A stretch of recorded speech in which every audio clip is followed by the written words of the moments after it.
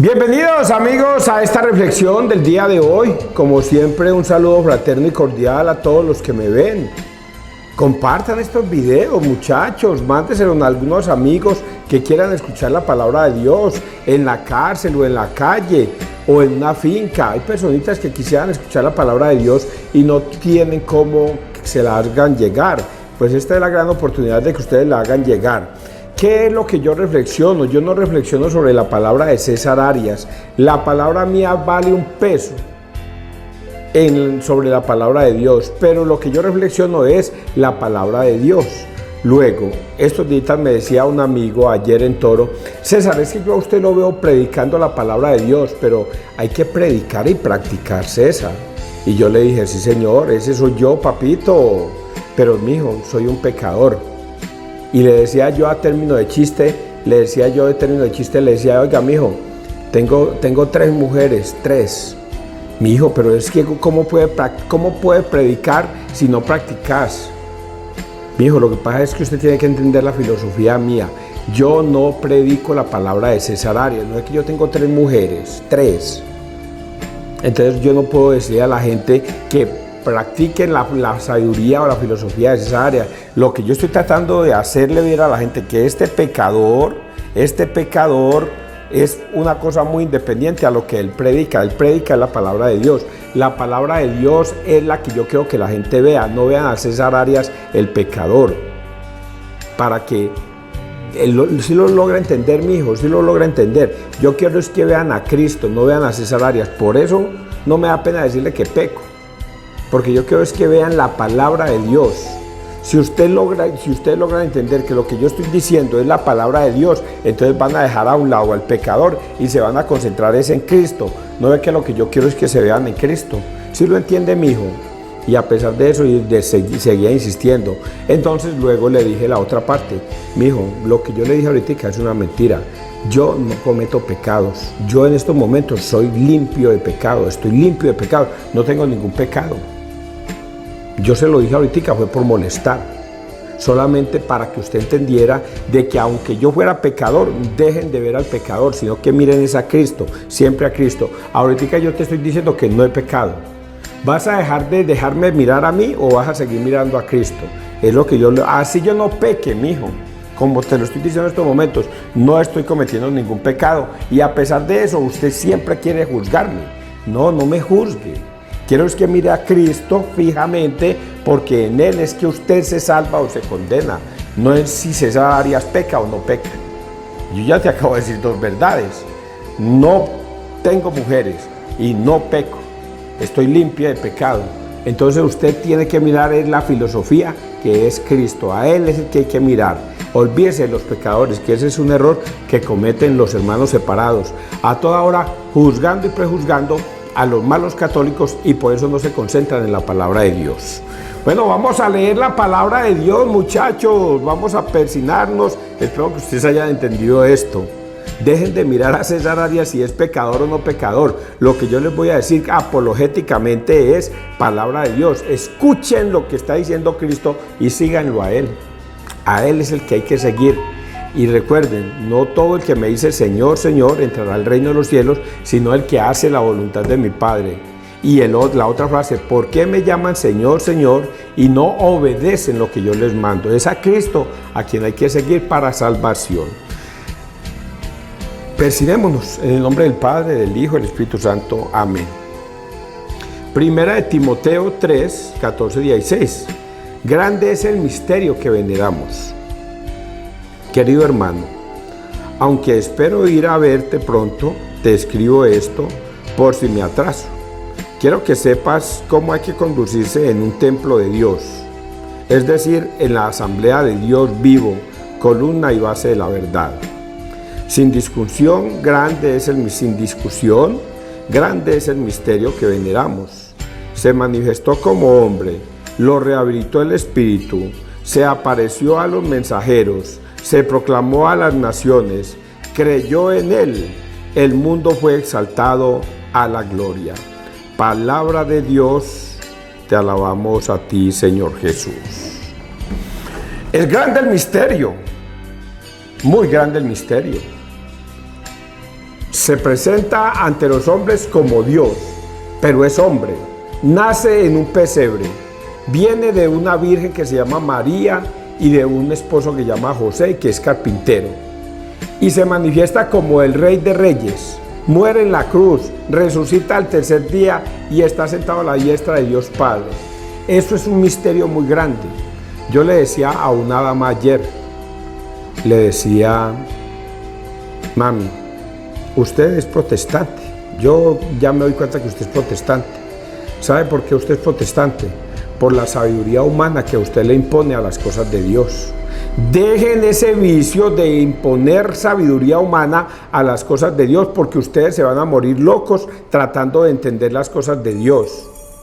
Por eso es que ustedes se confunden tanto.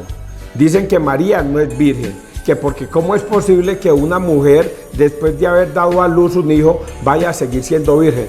Pura sabiduría humana. Dígame usted que quiere entender esto, ¿cómo puede entender que Jesús diga, si te pegan en una mejilla, coloca la otra? La sabiduría humana no nos alcanza a entender eso.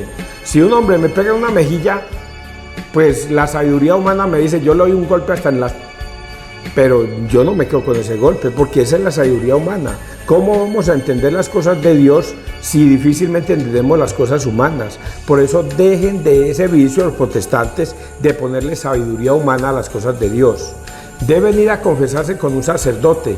Y esta dama me decía toda hermosa, no, César, yo jamás iría a confesarme con un sacerdote, porque él es un hombre igual que yo, pecador, y quizás peor. Y era la misma frasecita de todos los discursos de todos los protestantes del mundo entero. Si yo me voy a confesar, me interno en un bosque y me confieso allá debajo de un árbol. Y yo le decía, pero eso no está escrito en la Biblia. Está escrito en la Biblia y vamos a buscar el pasaje. Creo que era Juan 20, 23, algo así. Y a pesar de que lo leía, decía, no, yo eso jamás lo voy a hacer. Jamás voy a hacer eso. No, yo que me voy a ir a confesar con un hombre. Pero mire que lo está diciendo Jesucristo, no importa. Así lo diga el mismo Cristo, yo no lo obedezco, porque a mí no me parece. Entonces, ¿ahí qué hay? No hay nada, muchachos. Ahí no hay nada con esos protestantes que no quieren aceptar la palabra de Dios. Y por eso aquí Pablo le dice a Timoteo, aunque espero ir a verte pronto, te escribo esto por si me retraso. Quiero que sepas cómo hay que conducirse en un templo de Dios, es decir, en la asamblea de Dios vivo, columna y base de la verdad. Sin discusión, grande es el misterio que veneramos.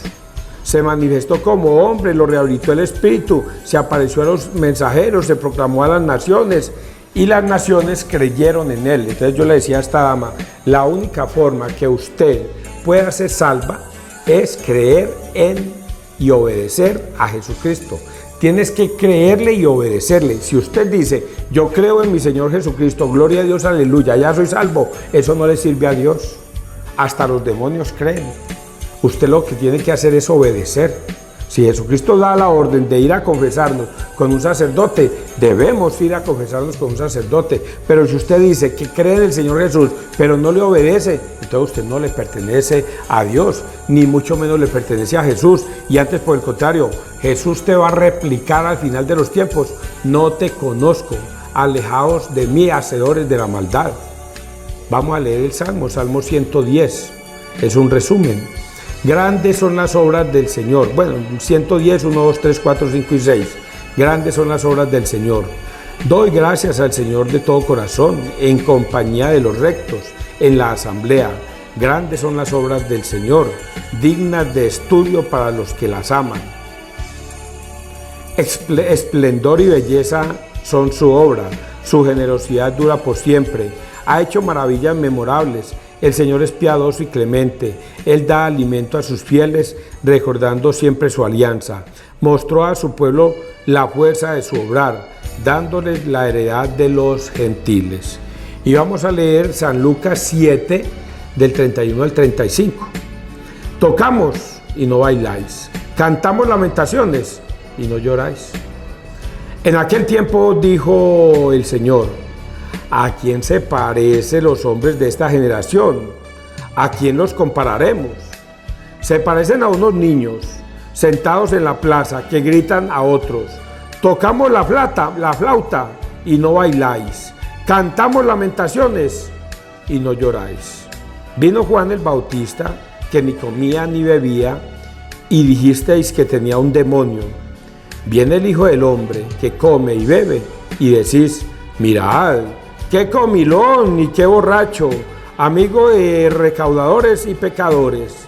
Sin embargo, los discípulos de la sabiduría le han dado la razón. Palabra de Dios, gloria a ti, Señor Jesús. Y aquí en este evangelio, por pura coincidencia, se manifiesta lo que yo estoy diciendo.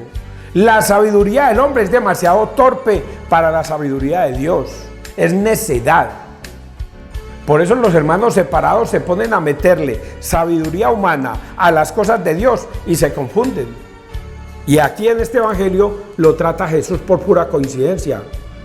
¿A quién compararé a esta generación de protestantes? ¿Con quién los compararé? Y dice, los voy a comparar con unos niños que le gritan a otros niños, oiga, tocamos flautas para que bailen y no bailan. Tocamos lamentaciones para que lloren y no lloran. Eso fue lo que pasó con Juan el Bautista. Vino Juan el Bautista a ustedes y no comía ni bebía, mantenía en el desierto, comía grillos, comía de todos y decían, ese es un pobre loquito, por ahí metido en el desierto, evangelizando la hierba y las plantas. Eso es un loco. Pero vengo yo, el Hijo del Hombre, que hago todo lo contrario a lo que hizo Juan el Bautista. Yo sí como, yo sí bebo, y ahorita me tratan de que es que yo soy un comelón y un bebedor, un borracho. Y entonces aquí está la respuesta para esos hombres que son los protestantes. Parecen unos niños. Todo les parece malo. Lo que está escrito en la Escritura no les parece bien. Que la Virgen es virgen. No, para nosotros pienso que la Virgen dejó de ser virgen cuando tuvo el niño. Además por ahí dicen que María tuvo más hijos, porque en la Biblia parece que Jesús tuvo más hermanos. Y entonces a mí me parece con sabiduría humana que si dice que son hermanos de Jesús, entonces son hijos de María. Parecen esos niños que todo lo que medio escuchan, ahí mismo lo analizan a su propio albedrío con sabiduría humana y creen que es así. Viene Jesús y baila, toca y hasta se emborracha, porque aquí dice que Jesús comía y bebía. Por eso de ahí a las bodas de Canaán. Oiga, a las bodas de Canaán, María le dice a Jesús, hijo, se les acabó el vino. Y Jesús le dice, ¿qué tengo que ver yo con eso, mujer? Sin embargo, María le dice a los comensales o a los sirvientes, hagan todo lo que Él les diga. Y Jesús, que escuchó el clamor de María, ya les dice, llenen esas tinajas. Habían 6 tinajas de 100 litros cada una. 6 tinajas de 100 litros cada una y las llenaron todas hasta rebosar. Y dicen que esa agua la convirtió en vino. ¿Cuánto vino convirtió? Si cada tinaja tenía 100 litros, 600 litros. Usted se imagina una fiesta con 600 litros, la fiesta no que hubo, donde Jesús y sus discípulos participaron. Ahí no dice que Jesús se emborrachó, pero aquí sí dice que Jesús era un comelón y un bebedor. Luego analizamos de que ese Jesucristo realmente tomó vino esa noche en esas fiestas de Canaán con sus discípulos y la pasó bueno. Pero los hermanos separados, con tal de llevarle la contraria, no, él no tomó vino, él tomó fue jugo de uva, sin fermentar.